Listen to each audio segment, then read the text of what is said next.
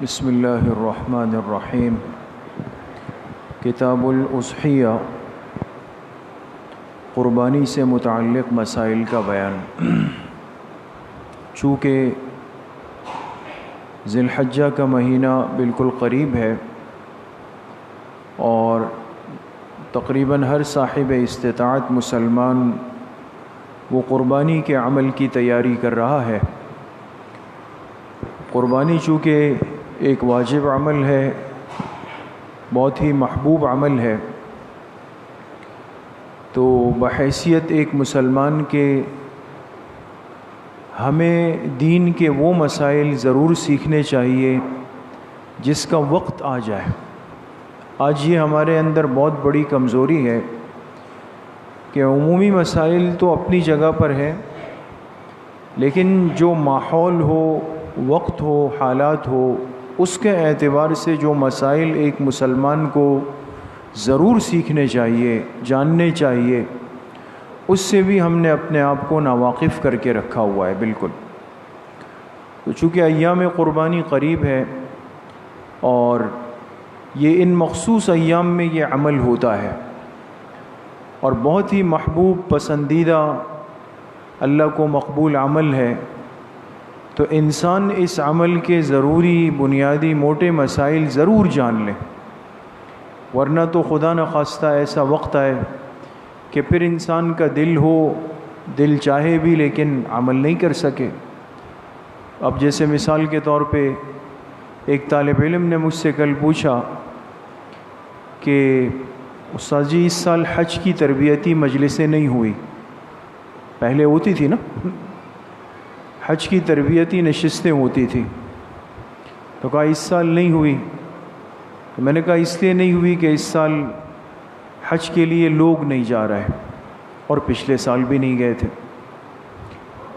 اب دیکھیں کتنا دل دکھتا ہے، اور ہر مسلمان کا دل زخمی ہے کہ یہ دوسرا سال ہے کہ دنیا کے مسلمان باوجود خواہش کے، تڑپ کے، چاہت کے، حج اور عمرے کے عمل سے، حرمین کی زیارت سے محروم ہو گئے۔ آگے کیا ہوتا ہے وہ اللہ پاک کے علم میں ہے، لیکن دیکھیں جو چیز بہرحال جن مسلمان بھائیوں نے، بہنوں نے جو عمل کر لیا، آج وہ کتنے مطمئن ہیں کہ چلیں اللہ کا شکر ہے یہ عمل ہم کر چکے ہیں اپنی زندگی میں۔ جنہوں نے نہیں کیا اللہ ان کو بھی عافیت کے ساتھ نصیب فرمائے، اور اس برے اور بدترین فتنوں کے حالات سے اللہ ہمیں جلد چھٹکارا نصیب فرمائے۔ تو مقصد یہ بات عرض کرنی ہے کہ یہ حالات ہمیں اس بات کا سبق دیتے ہیں کہ ہر وقت کے احکامات اور مسائل کو سیکھ لینا چاہیے، مبادا وہ وقت نہ آئے کہ پھر انسان کے اندر تڑپ تو ہو لیکن وہ عمل نہیں کر سکے۔ تو آج قربانی کا وقت قریب ہے، قربانی کے ایام قریب ہے، اور چونکہ یہ ایک واجب عمل ہے، ایک مسلمان اس کی اہمیت سے واقف ہے، اور خود جناب نبی کریم صلی اللہ علیہ وسلم نے اس مبارک عمل کا اہتمام بھی فرمایا اور امت کو اس کی ترغیب بھی دی، اور اس کی محبوبیت کا اندازہ آپ اس سے لگائیں کہ جب آپ کا آخری سال تھا اس فانی دنیا میں، تو جانے سے پہلے آپ نے حضرت علی کرم اللہ وجہہ کو وصیت فرمائی تھی کہ میرے بعد جب تک تم رہو تو میری طرف سے قربانی کا عمل ضرور کرنا، میری طرف سے۔ تو حضرت علی کرم اللہ وجہہ جب بھی قربانی کرتے تھے تو ایک جانور، ایک مینڈھا پہلے جناب نبی کریم صلی اللہ علیہ وسلم کی طرف سے ذبح کرتے تھے، انہوں نے بھی وفاداری کی، اور آج تک امت کے خوش نصیب مسلمان ہیں، اللہ سب کو اس کی توفیق نصیب فرمائے۔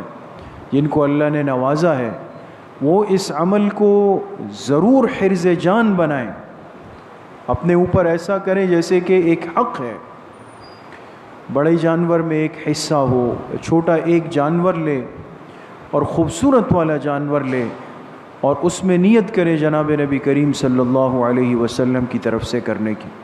یہ بھی آپ کا ایک حق ہے، آپ سے محبت کی ایک دلیل ہے، آپ سے رابطے کا، قرب کا ایک ذریعہ ہے۔ اسی طریقے سے احادیث مبارکہ میں بھی اس عمل کی بہت بڑی ترغیب بھی آتی ہے اور اس کے فضائل بھی ہیں جو موقع بہ موقع آپ سنتے ہیں۔ حدیث پاک میں آتا ہے کہ جب تم اپنی قربانی کا عمل کرتے ہو، جانور ذبح کرتے ہو، تو ابھی اس کا خون زمین تک نہیں پہنچتا کہ اللہ پاک کے ہاں اس جانور کی قبولیت ہو جاتی۔ اب یہاں علماء لکھتے ہیں نا، انسان کتنا کمزور ہے اور ہمارے اعمال کے اخلاص کی کیا کیفیت ہے، اس سے تو سب واقف ہیں۔ اور پھر ان فتنوں کے اور ریاکاری کے ماحول میں بہت مشکل ہے اپنے آپ کو بچانا، لیکن اس امت پر اللہ پاک کی مہربانی دیکھیں کہ یہ تسلی دے دی، مطمئن کر دیا کہ پریشان نہیں ہونا، بس تم نے چھری چلانی ہے اور اس کے گردن کا خون بہنا ہے، پھر قبولیت وہ ہمارے ذمہ۔ اس کا خون ابھی زمین پر نہیں پہنچے گا، فرمایا ہمارے ہاں وہ قبولیت حاصل کر لے گا۔ لہٰذا فطیبوا بہا نفسا، جب قربانی کا عمل کرو تو خوش دلی کے ساتھ کرو، اللہ سے راضی ہو کے کرو، اس کو اپنے اوپر بوجھ لے کے مت کرو، اس کو خدا نہ خواستہ کوئی ذمہ داری سمجھ کے مت کرو کہ بھئی یہ بھی ایک چیز ہے اب ذمے پر آ گئی، بلکہ اس کو اللہ سے محبت سمجھ کے انسان ادا کرے کہ ہمیں اللہ پاک نے یہ عمل دیا ہے۔ دوسری بات، کس مسلمان پر قربانی کرنا واجب ہے؟ یہ اہم مسئلہ ہے، چونکہ ہر وہ عمل دین اسلام کا جس میں ایک بندے کا مال خرچ ہوتا ہے، اس میں اللہ پاک نے بڑی آسانی رکھی، جیسے زکوٰۃ ہے، حج ہے، صدقہ فطر ہے۔ اب یہ وہ اعمال ہے کہ جس میں مال خرچ ہوتا ہے، اور ہر انسان مالی حیثیت میں برابر نہیں، اس لیے برابر نہیں کہ اللہ پاک نے سب میں اونچ نیچ رکھی ہے، جو اللہ کی حکمت کا تقاضا ہے۔ اگر سب ایک جیسے ہو جائے تو پھر خدمت کون کرے گا؟ یہ بھی تو سوچنے کی بات ہے نا۔ یہ اللہ پاک نے جو توازن رکھا ہے، ایک ترتیب رکھی ہے، کسی کو زیادہ دیا، کسی کو کم دیا۔ اب جس کے پاس زیادہ ہے اس پر احکامات زیادہ لگا دیے کہ بھئی تمہیں حج بھی کرنا ہے، تمہیں زکوٰۃ بھی دینی ہے، تمہیں قربانی بھی کرنی ہے، تمہیں صدقہ فطر بھی دینا ہے، صدقہ خیرات بھی کرنا ہے، اور خود جا کے مستحق تک پہنچانا ہے، تاکہ اس کے دل میں عجب تکبر نہ آئے۔ اس کو حکم دیا، اور جس کے پاس نہیں ہے اس کو مستثنیٰ کر دیا کہ تم پر حج فرض نہیں، تم پہ زکوٰۃ فرض نہیں، تم پہ قربانی واجب نہیں، تم پہ صدقہ فطر نہیں، لیکن تم کیا کرو، لوگوں کے اس مال کو قبول کر کے اپنے اوپر استعمال کر لو، تاکہ تمہارے اس مسلمان بھائی کو پورا پورا ثواب مل جائے۔ دونوں کام ہو جاتے ہیں۔ تو اب قربانی کس پر واجب ہے یہ سمجھنا ضروری ہے۔ قربانی ہر اس مسلمان پر واجب ہے جس پر صدقۃ الفطر واجب ہوتا ہے۔ آسان جملہ تو یہ ہے کہ جس مسلمان پہ صدقہ فطر واجب ہوتا ہے، اور صدقہ فطر ہم کب دیتے ہیں دوستو؟ عید الفطر کے موقع پر، جب رمضان شریف ختم ہوتا ہے، عید کا دن آتا ہے، تو اس سے ایک دن پہلے یا اسی دن صبح لوگ کیا کرتے ہیں، اپنا صدقہ فطر دیتے ہیں۔ کوئی گندم کی ترتیب پر، کوئی کشمش، کوئی کھجور، کوئی جو، ہر سال اس میں اونچ نیچ ہوتی ہے نا۔ تو اب ایک ضابطہ یہ طے ہوا کہ بھئی جس پہ صدقہ فطر ہے اس پہ قربانی ہے۔ کیا مطلب؟ صدقہ فطر کس مسلمان پر واجب ہے؟ اگر یہ بات سمجھ لی جائے تو قربانی کا وجوب خود سمجھ میں آ جائے۔ 5 چیزیں ہیں صدقہ فطر کے واجب ہونے میں۔ اگر کسی مسلمان کی ملکیت میں، عاقل بالغ مسلمان مرد عورت، اگر کسی عاقل بالغ مسلمان مرد عورت کی ملکیت میں سونا ہو، اور وہ سونا اتنا ہے جو نصاب تک پہنچتا ہو، یا سونا اتنا ہے کہ اگر ہم اس سونے کی قیمت نکالیں تو اس کی قیمت 52.5 تولے چاندی تک پہنچ جاتی ہو، اس سونے کی قیمت 52.5 تولے چاندی تک پہنچ جاتی ہو، ایک صورت۔ دوسری صورت یہ کہ اگر کسی مسلمان کے پاس سونا نہیں ہے، بالکل بھی نہیں، چاندی ہے، چاندی زیورات کی شکل میں ہے، ٹکڑوں کی شکل میں ہے، بسکٹ کی شکل میں ہے، اور وہ چاندی 52.5 تولے ہے، تو یہ شخص بھی صاحب نصاب ہے، اس پہ صدقہ فطر واجب ہے۔ اگر کسی کے پاس سونا بھی نہیں ہے، چاندی بھی نہیں ہے، لیکن نقد رقم رکھی ہوئی ہے جو عام طور پہ ہوتی ہے، نقد پیسے رکھے ہوئے ہیں، تو اب ہم کیا کریں گے؟ یہ حساب لگائیں گے کہ میرے پاس کتنے پیسے ہیں۔ اگر میرے پاس موجودہ پیسے اتنے ہیں کہ جو 52.5 تولے چاندی کی مالیت تک پہنچ جاتے ہیں، آپ بازار سے ریٹ معلوم کریں کہ بھئی آج کل چاندی کا تولہ کیا چل رہا ہے۔ ایک مثال دے رہا ہوں، آپ کو کہا بھئی 100 روپے چل رہا ہے، تو 52.5 تولے چاندی کے کتنے بنیں گے دوستوں؟ 5250۔ ایک مثال دے رہا ہوں، اتنا ہے نہیں، زیادہ ہے، سمجھانے کے لیے عرض کر رہا ہوں، لیکن آپ نے سمجھ لیا، پوچھ لیا کہ بھئی 52.5 تولے چاندی تو 5250 کا ہے، آپ نے اپنے پیسے گنے، وہ تھے 6000، نصاب پورا ہو رہا ہے نا، تو آپ پہ صدقہ فطر واجب ہے۔ چوتھی صورت یہ کہ نہ آپ کے پاس سونا ہے، نہ چاندی ہے، نہ نقد رقم ہے، لیکن آپ کے پاس یا آپ کے دکان میں یا آپ نے کسی کے پاس سامان تجارت رکھوایا ہوا ہے، تجارت کی چیز آپ کے پاس ہے۔ مثال کے طور پہ آپ نے اپنی بائک کھڑی کی ہوئی ہے دکان میں کہ بھئی میری یہ بائک بیچ دی جائے، یہ سامان تجارت ہے۔ یا آپ کے پاس کپڑوں کے پیکٹ ہیں، آپ کپڑوں کی مارکیٹنگ کرتے ہیں، آن لائن بیچتے ہیں، جو بھی کرتے ہیں، آپ نے گھر میں کپڑے جمع کر کے رکھے ہوئے ہیں، یہ سامان تجارت ہے۔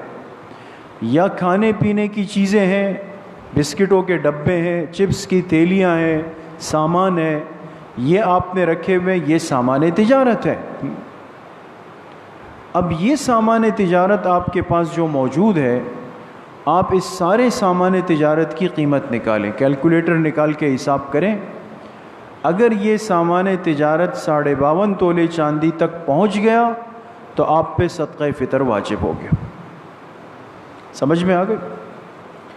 اور اگر نہ سونا ہے، نہ چاندی ہے، نہ نقد روپے ہے، نہ سامان تجارت ہے، چاروں چیزیں نہیں ہیں، تو پھر ایک پانچویں چیز رہ جاتی ہے، وہ ہے ضرورت سے زائد سامان۔ ضرورت سے زائد سامان، ضرورت سے زائد سامان کیا ہے؟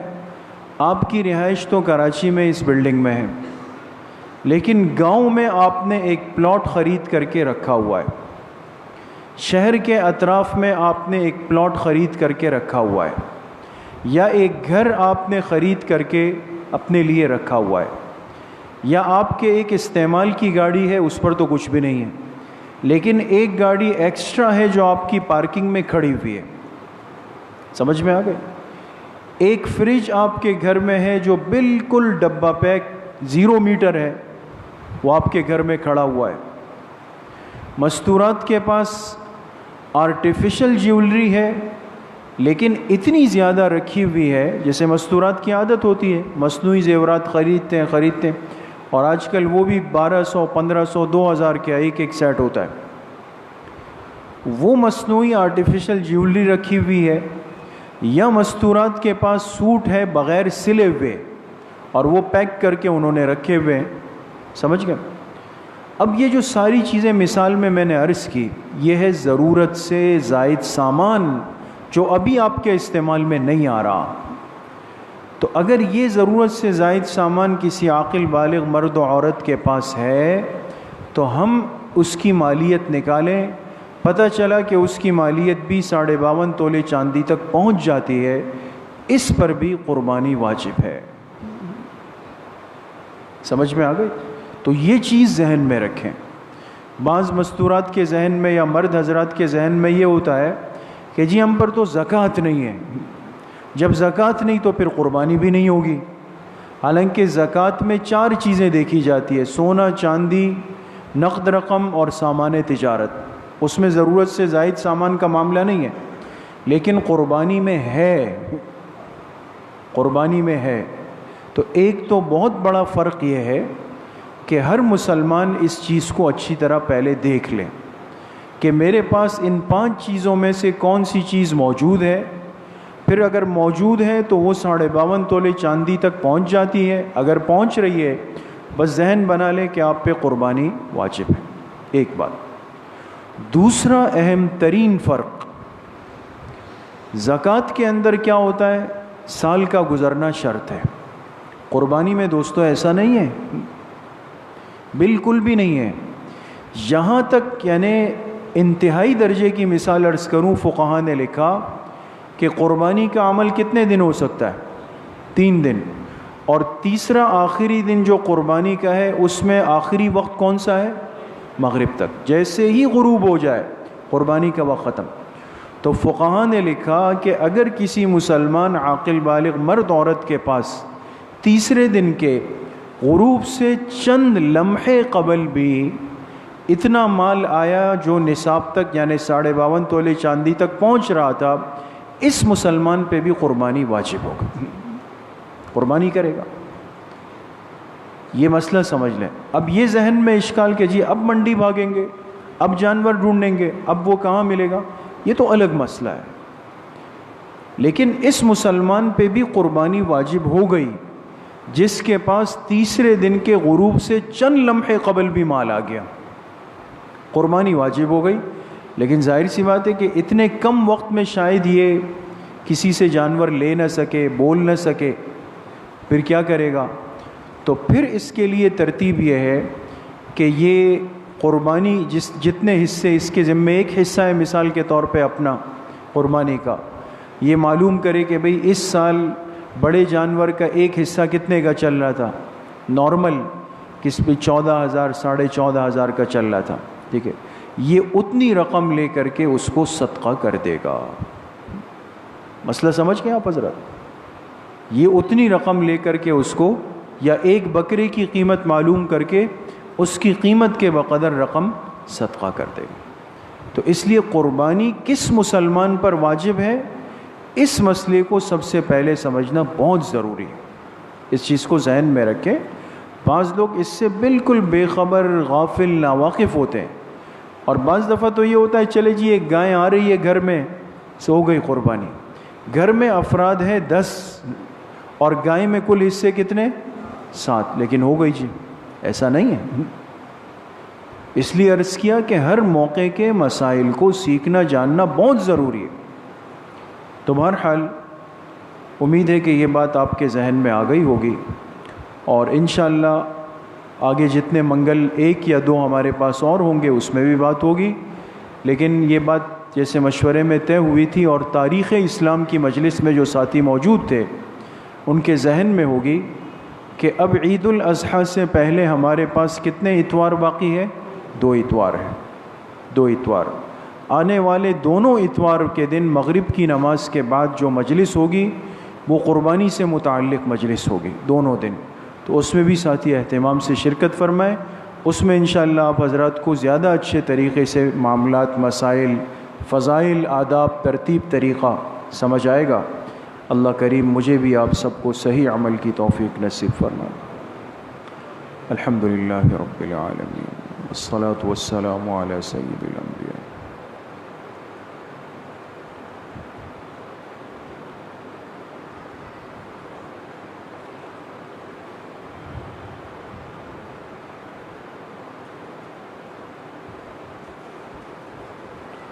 وصلی اللہ وسلم علی نبینا محمد وآلہ واصحابہ اجمعین برحمتہ.